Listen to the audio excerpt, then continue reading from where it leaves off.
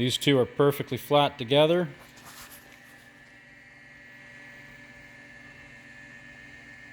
Those holes are all lined up. They're really, really close. Give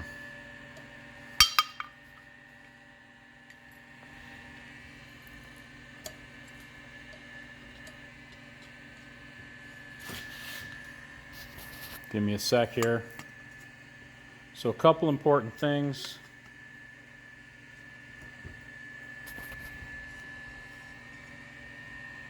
So when that hole's lined up, you want the tips to stop real close together. That means your holes are close enough that we have all our adjustment. So what's important is the distance from these two bolts to that hole be the same. And the reason I'm showing you that, if you take hinges off these old cars, I'm going to set this up here. I'm going to line up the one hole. Hopefully that'll sit on top. Just bear with me a second.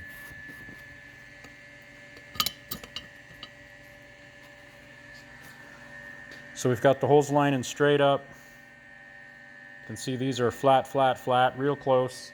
If we need to do some real thin shims out of here, we'll cut some out of a few stainless, sheet steel and call it good.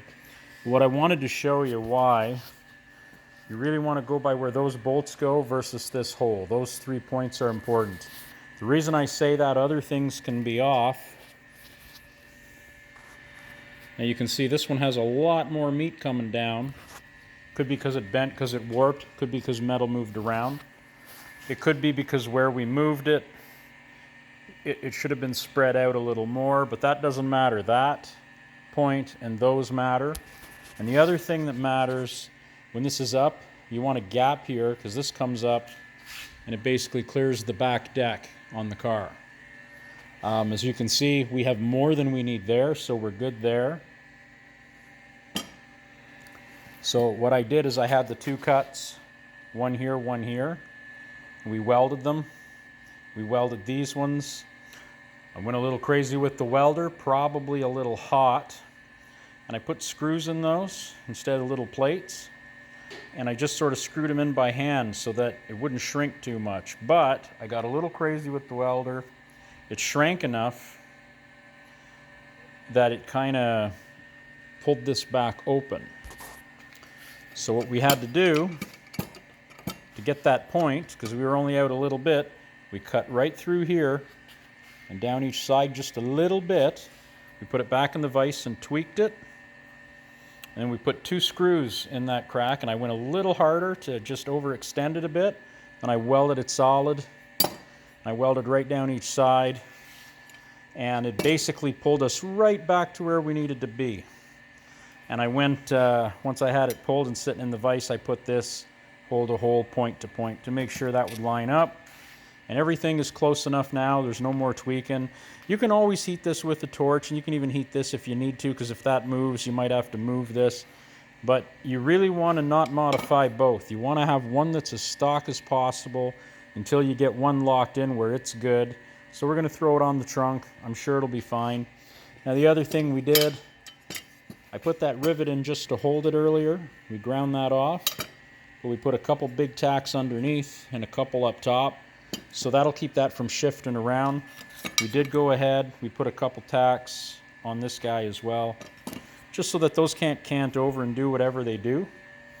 One thing I noticed with this car, even though the trunk lid is heavy, there's 3 settings on the springs, and it almost seemed as though there was too much up.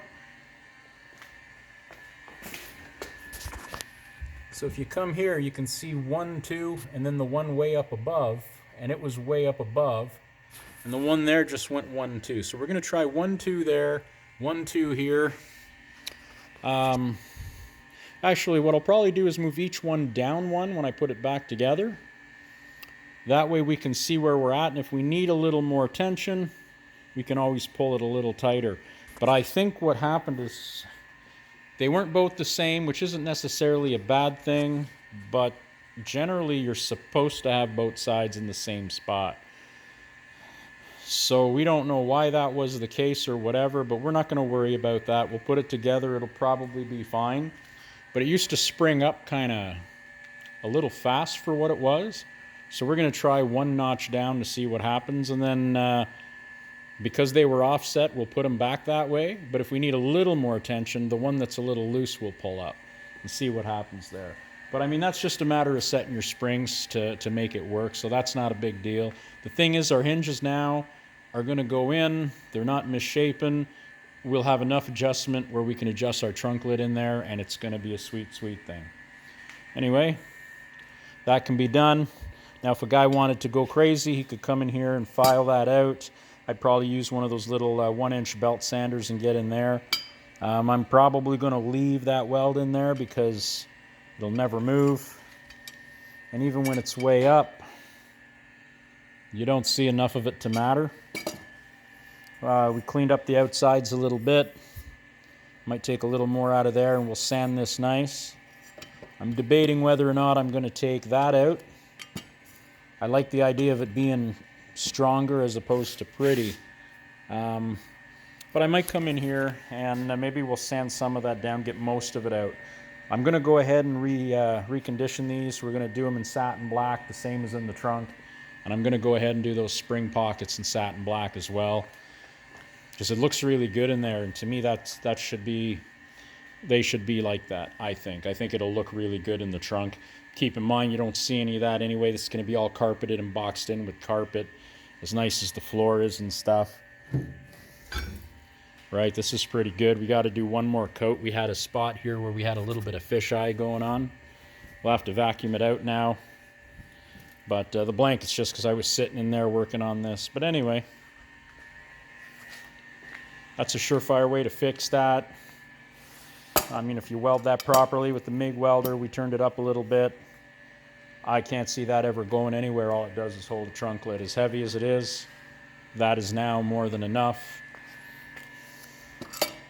And basically, as long as this is nice and straight and not all canted weird, and that was pushed in and jammed, yeah, it was a really, really weird thing. So a lot of the cars, if they have something like this, you see tacks where, what do you call it? The spot welder will have a few spots in them.